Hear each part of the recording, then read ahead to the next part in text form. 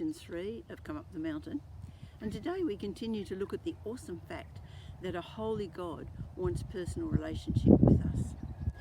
Our first two sessions have been looking at the fact that God is incredibly holy, so much so that the people couldn't even touch the base of Mount Sinai when God descended to it. If they did, they would die. But God wanted to have relationship with his people, and so he made a way. And his first step was to give the law, and that was a guideline on how people should live. But he also set up the structure of worship, and that involved building the tabernacle and establishing the priesthood. The priests were set apart. They were the intermediaries between God and the people. But even within the priesthood there was a hierarchy, and there was one high priest who represented the whole nation before God and also was the supervisor of the priesthood. Now the plan of the tabernacle was given to Moses in great detail because it was to show the people the holiness of God and how a sinful people could approach a holy God. As you entered the courtyard of the tabernacle, the very first thing you would see was a huge altar for sacrifice. And this was intentional because it's saying if you want to come into the presence of God, sin has to be dealt with. Now God had given animal sacrifice in place of a person so that the animal was actually the substitute, and the animal would die because sin requires death. That's what it is. The inner tent of the tabernacle, though, there was a holy place where only the priests could go. They would go in there and they'd tend the lamps, which were symbolising the constant presence of God.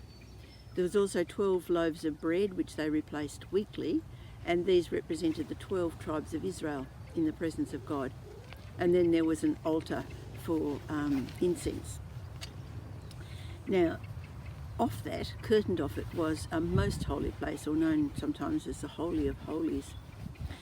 And only the high priest was to go in there, and only once a year. It was the place where God dwelt amongst his people. The Ark of the Covenant was in there, and that was seen as the presence of God.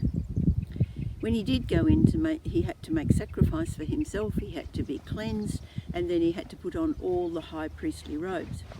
One of those robes was a white robe, which was put over his head by somebody else. And of course, white represents righteousness. But the symbolism of being put over his head was that God puts our righteousness on. We don't have any, so he puts the righteousness on us. But he also bore the names of the 12 tribes on his breastplate and also on the shoulders, because as he went into God's presence, he was going representing the whole nation of Israel. And when he went in there, his function was to take the blood of sacrifice and to offer that before God, because he was offering the sacrifice on behalf of the whole nation for the year. Now this holy place was so holy, only the high priest could enter. If anyone else went in, they would die. It was taken so seriously that when the high priest went in, he would go in with a rope around his waist and would come out under the curtain, that if he did happen to die while he was in there, the other priests could pull him out, and they themselves didn't go into the holy place, or most holy place. All this was God making it possible for people to relate to him by providing for sin that it be dealt with. And this is what the system was until Jesus came.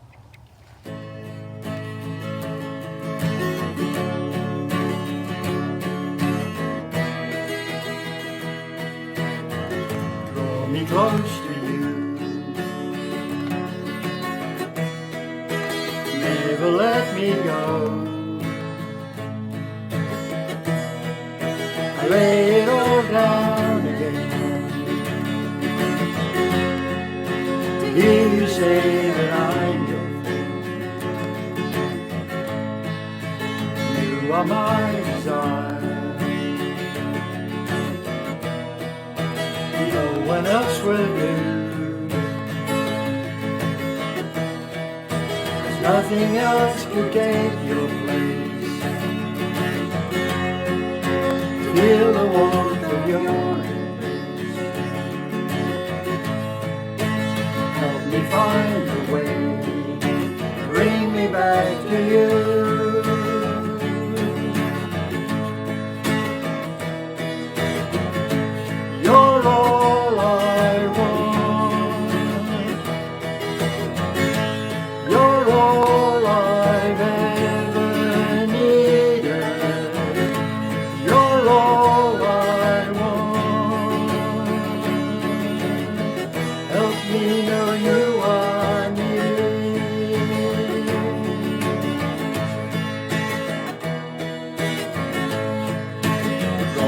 close to you. Never let me go.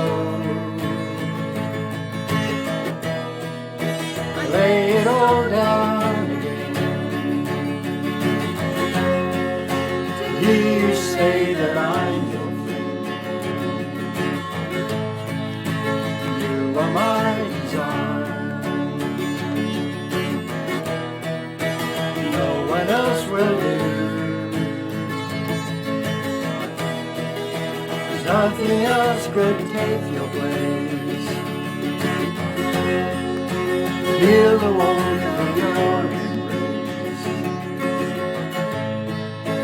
Help me find a way. Bring me back to you.